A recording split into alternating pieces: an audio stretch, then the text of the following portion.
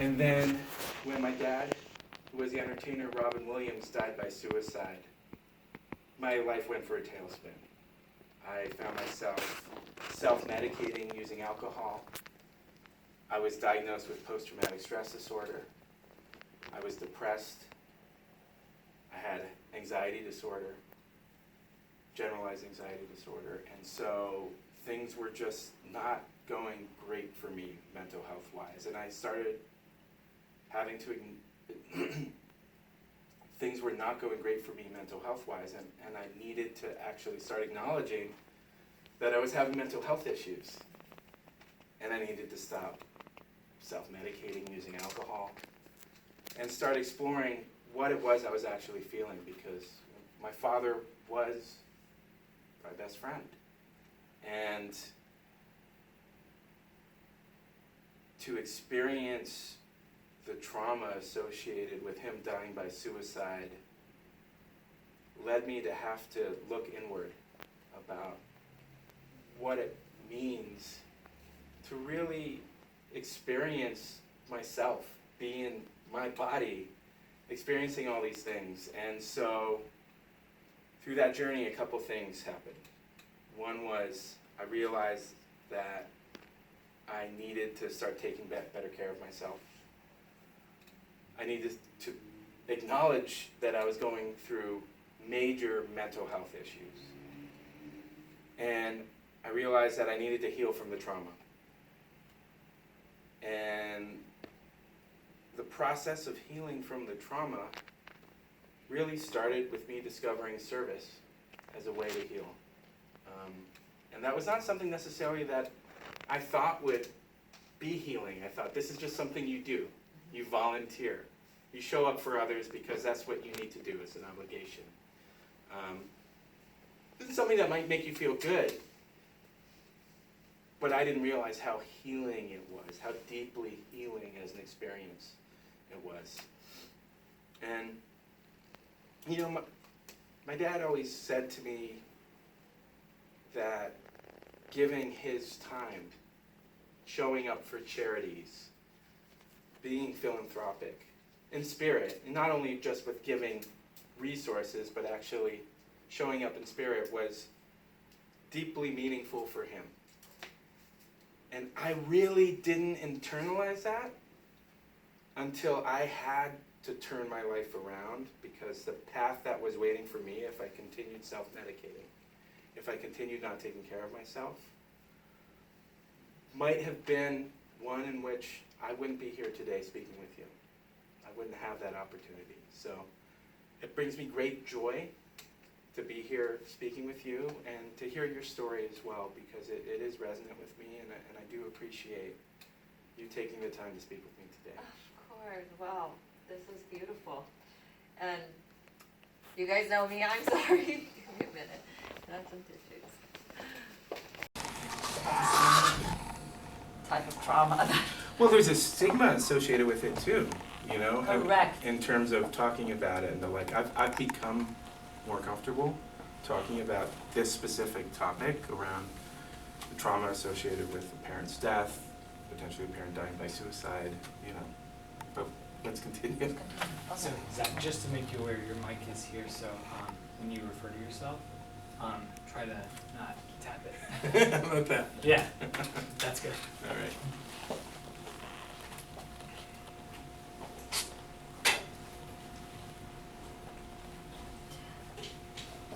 Well, as crazy as this might sound, I envy you right this moment, because it took me 10 years to even realize that I'm having issues, that I'm going down a very deep, dark hole. But it sounds like it took, like, how long did it take you from the time the trauma happened to when you were able to identify that you need help? Well, the first thing that I needed to recognize was that there was the trauma of my dad dying by suicide, but I had experienced trauma prior to that I wasn't acknowledging. Events like September 11th, where I moved to New York as an 18-year-old and had just lived there for 2 weeks prior to the whole world being kind of turned upside down or changing. There was just things that happened over the course of my life that I just didn't acknowledge or recognize. I just tamped it down. In terms of after this most recent traumatic event relating to my dad, I had an issue acknowledging that I was not only experiencing trauma, but I had an issue acknowledging how I was grieving. One of the things that I did that in hindsight I wish I had taken more time to really think through was I didn't take the time to grieve privately. It was very much a shared experience, and as a result of that, I wasn't taking care of myself. I was just like, show up for others because that's what I need to do to be okay. It turns out that that's not a formula that works. Pardon me. It turns out that that's not a formula that works in the long term if you just show up for others and don't take care of yourself. And it was 2 years that I experienced a lot of mental health dysregulation based upon the fact that I wasn't showing up for myself and really taking the time to grieve privately and understand, what do I need to do for myself to be able to show up for others? I was in this fight or flight response, just waking up, trying to get through the day, numbing myself using things like alcohol, waking up, trying to get through the day, rinse, repeat, and that wasn't sustainable for me. So it was around the 2-year mark that I realized, oh wow, I need to completely refocus my attention on what I need to do for myself so that I can be not only a functioning human being, but find myself shifting from that survival mode to more of a mode of kind of healing. Was there a moment when you had your hit the rock bottom incident? Yeah. And it was the fact that I found myself drinking because I didn't want to feel anymore. I was numbing. And that's not an experience I would wish upon anyone. I understand. I found myself so fearful of being alone with my thoughts that I just wanted to experience oblivion. And that was a turning point for me. Fortunately, I had started working with some organizations in the mental health space. And one in particular that I was working with is called Bring Change to Mind. It's an organization that focuses on breaking down the stigma associated with mental health, ideally ending the stigma. But also it's focused around providing communities in high schools and universities throughout the United States focused on providing peer-to-peer mental health support. So I started working with that organization and I was like, wow, there's a major opportunity here to dive deeper and learn more. Sorry, that's Yeah, my it's dog. okay. So where were we? Oh, okay. So I had the good fortune of discovering this organization, Bring Change to Mind, that a friend introduced me to, and that organization was focused on 2 things primarily: ending the discrimination associated with mental health through reducing the stigma. And the second thing was focusing on developing peer-to-peer mental health support communities in high schools and universities throughout the United States. And I started working with this organization and I was like, wow. First off, I needed these type of programs in high school so that I could actually discover the tools that I needed to support myself when I was going through challenging times. سکوت کامل باید باشه سر حتی So I started working with this, pardon me.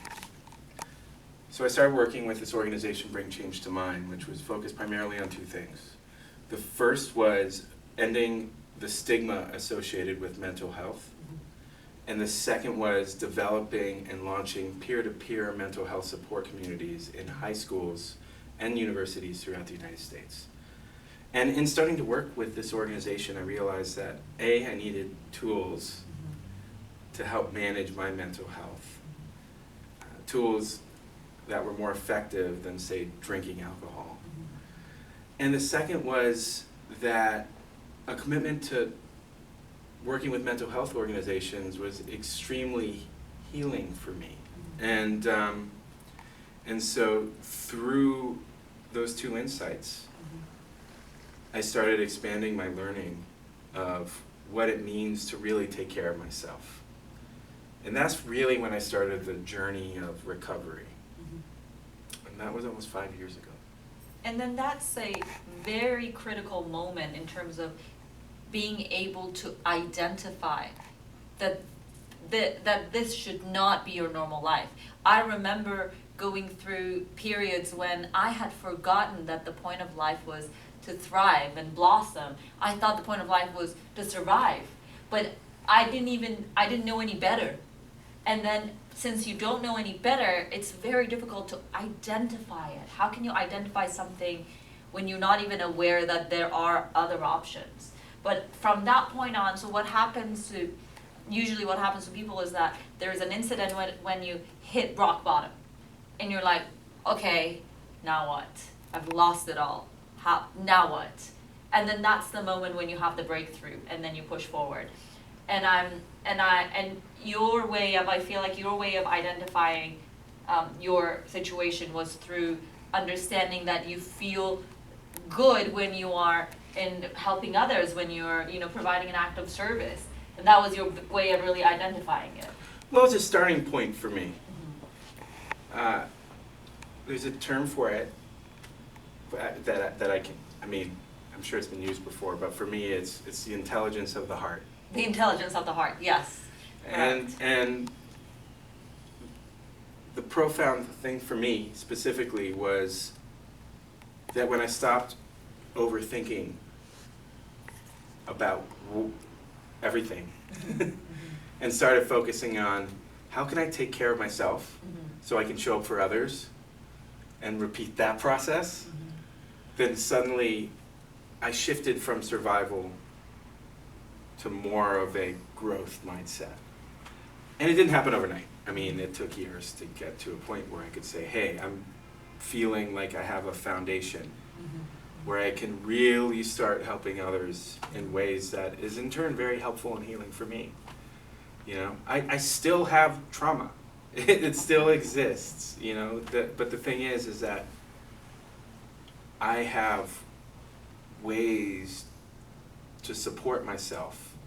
And it just so happens that those ways of supporting myself, whether it be mental health hygiene, good nutrition, the appropriate fitness regimens, therapy, meditation, mindfulness, these things that help me, well, they also help me be of service, right? And so that's the positive loop there. And had I used my brain and just focused specifically on the intellectual qualities of it, I wouldn't have come up with that solution. It requires actually going down to a more base level and saying, okay, wow, I can't continue this way. How can I be guided through this? And I feel like paths opened up based upon me trusting my heart. So one thing that keeps coming to my mind is, since I went through a very similar experience myself, when my father passed away, he had a larger-than-life personality, right? And he had employees and orphanages, and he had charities. So there were a lot of things he was carrying, right? And he was providing active service to like hundreds of people. And when he passed away, I wasn't able to do the same thing. I didn't have the resources to be able to provide that active service. I remember the worst phone call I received was when I received a phone call from his orphanage, and they didn't know that my dad had died, so they asked why my dad hadn't made his monthly donation. And And it was like, it was the most helpless moment for me, because I was like, well, he's not here anymore, and there was this pause, and I could, like, in my head, I'm like, they expect me to be able to do the same thing, and I can't. And that felt awful. So I can only imagine, like, your father, a legend that he wasn't just a legend, he was a legend that wanted to make people laugh. He was committed to making people happy. And he was full of joy, and he was full of life, and his charities, all the great causes that he was involved with. How was that for you? So I'm so happy that you asked me that question, because I was really challenged by it. I was like, wow, there are big shoes to fill, right? And it turns out I didn't need to fill those shoes, you know? But I didn't realize that. It was like,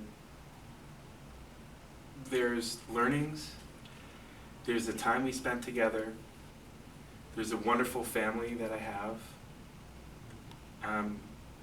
These are all things I'm very grateful for. But it's that legacy that changes and evolves over time.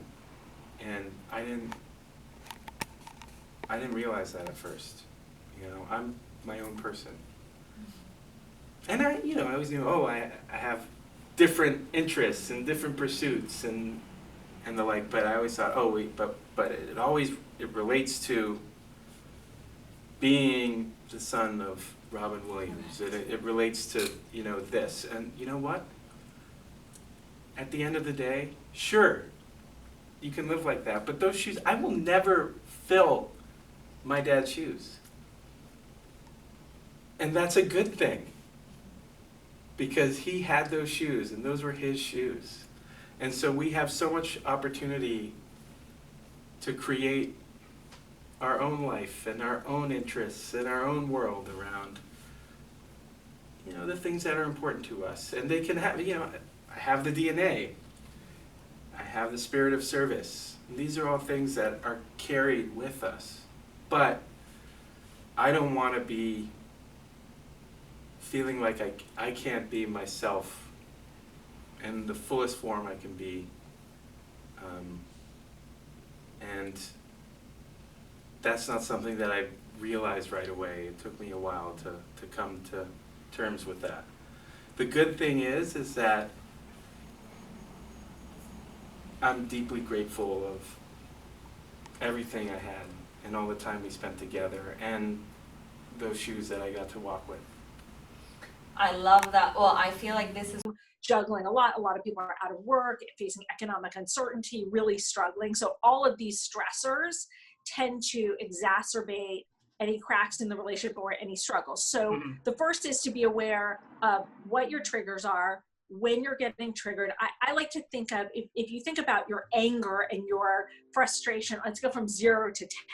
10 being you're screaming at your partner and you're saying 10 usually. I'm usually at 10. Go on. Yeah. Well, that's why we want to keep you out of a relationship for a while until you learn some skills. And 0 being like you're totally calm, cool, like hanging on the couch, feeling good. You want to look at what is that point of no return. Like as your anger mounts, as your frustration mounts, and we all have our frustrations on a day-to-day basis, you want to be taking your temperature. You want to go, okay, what is that point of no return? For a lot of people, maybe a 7 or an 8. Let's say yours is an 8. What you want to do is be taking your temperature and checking in and going, okay, where am I on this scale right now? Okay, you know what? When you get about 2 points lower than your breaking point, so if you're an 8, when you hit a 6, it's time to take a timeout. I really like timeouts for adults. I don't like them very much for kids, which is a whole other thing.